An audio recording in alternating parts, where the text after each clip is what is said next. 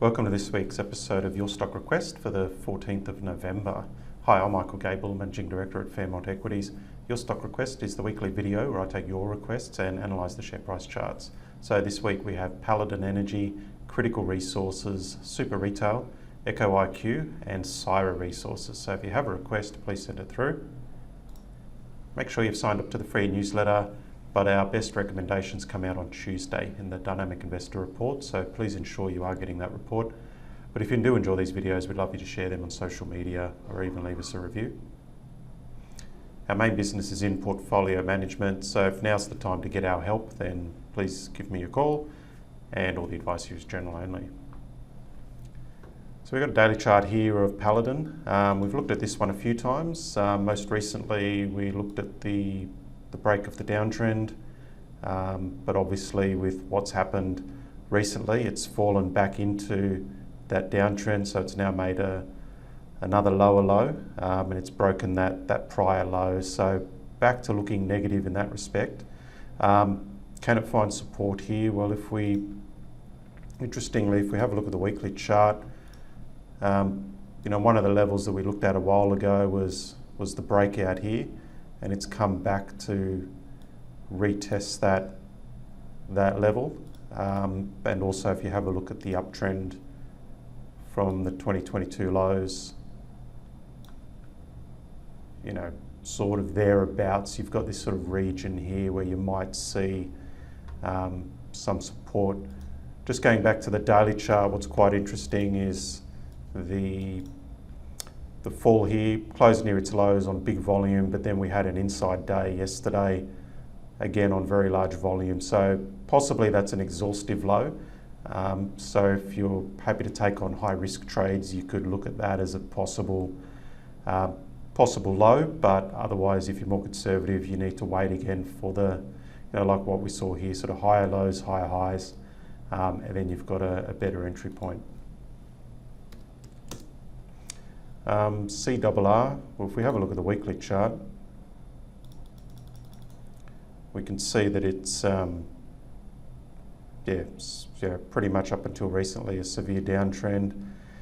I mean, looking at the daily, we could see that it's recently taken out this high, so the high before the low, it's gone above that, so possibly it's trying to end this downtrend, but it's still early days. I think after such a large decline, again, back at the weekly chart, at best you see a larger base formation before it could be ready to head higher. Super retail, so if we sort of more look at the daily chart, I mean on this weekly we could see it's still got the higher highs and higher lows. On the daily, it looked like it was forming a bit of an ascending triangle here, getting ready for a breakout. That never happened. It sort of broke to the downside instead, broke this support level. Now we've got it back here, and what we could see is sort of a buy signal on the MACD, so we've got that crossing there, and we've got the buy signal on the daily RSI, so sort of deep oversold, coming out of oversold. And since then we could see that it's popped higher, moved sideways, moved higher again, so it's made a little sort of higher high here, so it's starting to give you those higher highs, higher lows. So, possibly a buy here now with a stop under that recent low. EIQ. So we could see that for most of the year it's been heading higher. And then on the particular peak here, we could see that there was quite a bit of volume, so possibly an exhaustive high.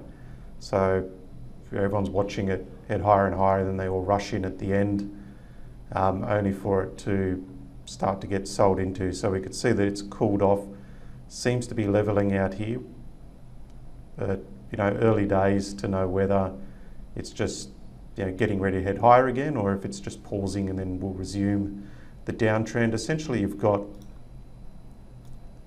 a little bit of a range that it's forming here. So I think it would just be a case of if it can get to the upside of that range, that's a buy. If it breaks under this line, it's a sell.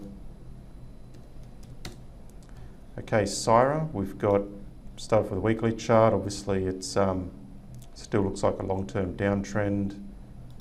If I flick to the daily on a positive note, we could see that there's a nice move here on volume, which took it above that prior high. So it looked like it was starting to maybe put in a low.